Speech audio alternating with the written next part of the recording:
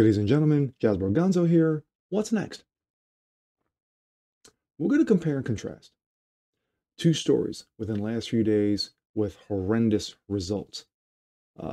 Two shootings, one in Atlanta, one in Boulder, Colorado. We're going to compare the two, contrast the two, and of course, the ignorance of the two by the left wing media. Let's take a look. This is not the alleged Colorado gunman. He is the gunman, pretty much. He is. This comes out of Breitbart. Alleged Boulder, Colorado gunman ID'd as Ahmad Alawi Alisa. If I butchered his name, I don't give a flying. The gunman who allegedly opened fire in Boulder, Colorado grocery store on Monday has been identified as a 21-year-old. Let's just call him Ahmad by the New York Times. The New York Post report that Alisa was charged with 10 counts of first-degree murder on Tuesday. Boulder Police Chief Maris Harold told that Alisa lived in Ann Arbor, Colorado, and pointed out his 10 alleged victims were between the ages of 20 and 65. That is a tweet. This is coming out of Denver Post. Per one witness, he didn't say shite. He just came in and started shooting. I'm just saying, maybe someone should have told him, and I'm not making light. Maybe someone should have told him as he walked into the supermarket, hey, you know what? I'm just gonna blast away. Just give me your heads up. Anyway, that's a weird comment to make. NPR reports, and NPR is, for those of you who want to just go to sleep, that the deceased included 51-year-old police officer Eric Talley, who had been with the Boulder Police Department since 2010. Of course, that was conveniently left out of most lamestream media reports. The Daily News observed that police do not have a motive behind the Boulder attack, but Governor Jared Polis reacted by saying, "Today we saw the face of evil. I am grieving with my community and all Coloradans." So this is the POS who shot the 10 people in Boulder, Colorado. All right. If you listen to CNN, MSNBC, and the other knuckleheads, conveniently how they left out what race he was, what nationality he was, what religious affiliations he had. No, they conveniently left that out and just say a shooter. And then they went on with their typical white supremes and basically declared that the guy was a white guy because, of course, it had to be a white guy. It couldn't have been anybody else.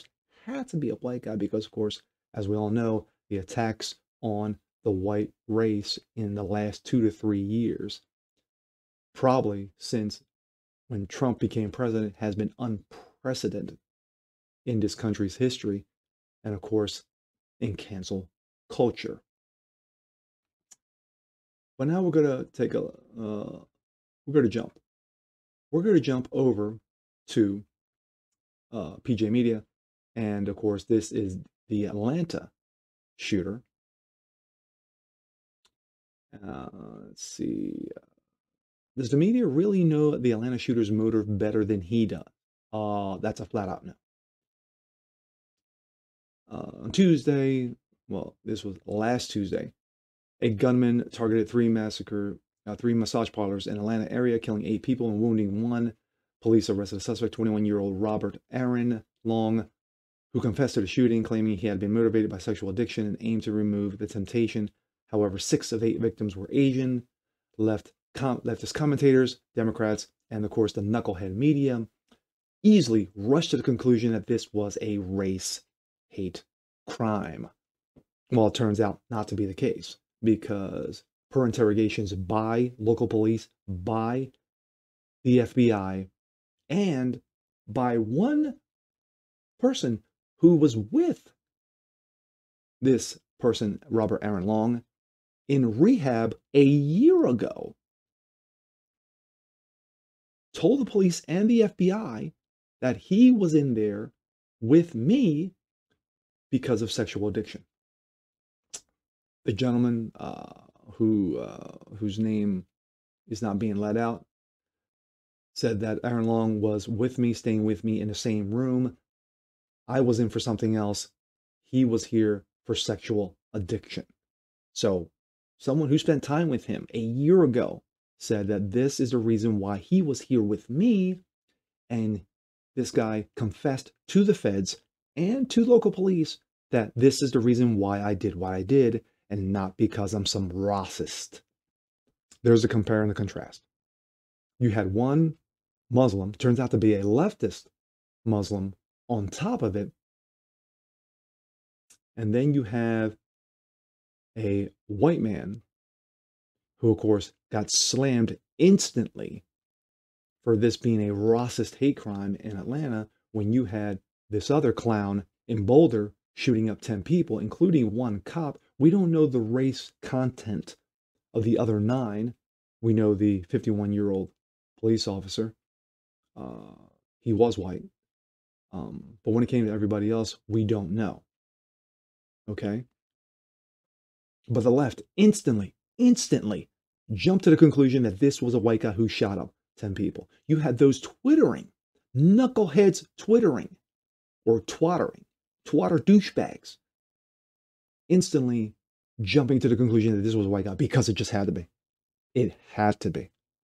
It had to be. Couldn't be anybody else. But once they found out that this guy was Muslim, oh my, they were like, well, we shouldn't be concentrating on who the guys, or what the guy's racial content or ethnicity is, or religious background is. The hypocrisy is legend at this point when it comes to the left. Instead of concentrating on the victims, and their families and what horrors they are going through right now in both cities, they want to concentrate on diversity, on the inclusion, on the identity politic, on race baiting, because that's what they do. Everything is now seen through a prism of race. I posted a comment on my Facebook page regarding the compare and contrast of two. And I said, everything is seen through now a fucking prism of race. Everything. Everybody's got those, every knucklehead has got those glasses on. Those who common sense, those who critical think, those who are free thinkers in the true sense of the word, don't think this way. They think with an open mind. But everything has been shoved down the throats of the American people in this cancel culture, in this diversive cancel culture, this cancerous cancer culture. It's eating away at our society, and it keeps coming and coming and coming. Yeah, there are those who have stepped up. There are those who have stepped up, like the Ben Shapiro's, the Steven Crowders, the Steve D's, the Blaze, the Bill Whittles, other conservative commentators and platforms have stepped up. Dan Bongino, the great one, Mark Levin. Of course, as we all know, the late Rush Limbaugh did it for 30 years. But it's come to this point. It's the hypocrisy. And the left will not stop until you are not just convinced of it, until you are brainwashed of it. It's pathetic. Absolutely pathetic. And with that being said, I'm Jazz Broganzo. This is What's Next. If you like what you see here, please leave a comment below. Like it, share it, hit that subscription button, slam that notification bell so you don't miss a thing. And we'll see you guys next time. Peace.